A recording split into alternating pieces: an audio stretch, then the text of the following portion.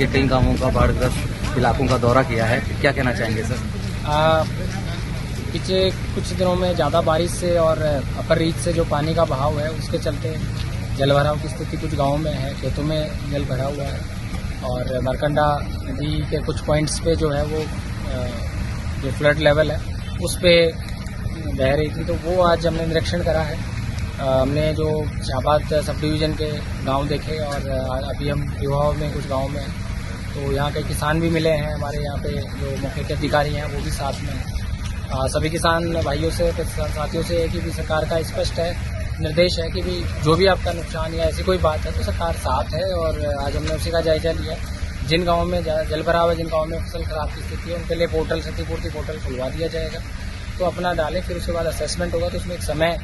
बद तरीके से वो कार्य किया जाएगा। तो ऐसी कहीं भी किसी की बात है, फिर भी अगर कोई गाँव या गाँव वालों की कोई समस्या है तो चाहे समाधान शिविर में, चाहे वैसे भी कभी भी किसी भी टाइम पे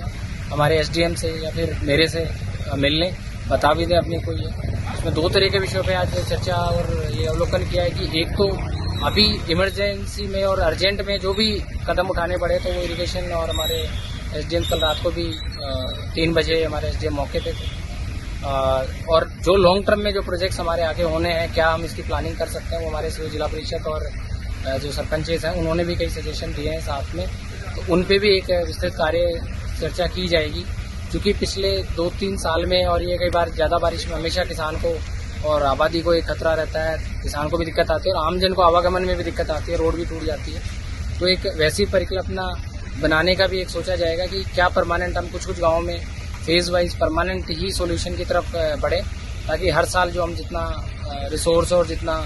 मेहनत की जाती है उसके बाद भी हमें वही दिक्कतों का सामना करना पड़ता है। इन विषयों पे भी आज का ये जो अवलोकन है, इस पे भी एक बातचीत करी गई है और इस पे एक विस्तृत हम प्लान ड्रोन से सर्वे करा के और डीजीपीएस मशीन से सर्वे करा के हम इसके एक विस्तृत डीपीआर बनाएंगे।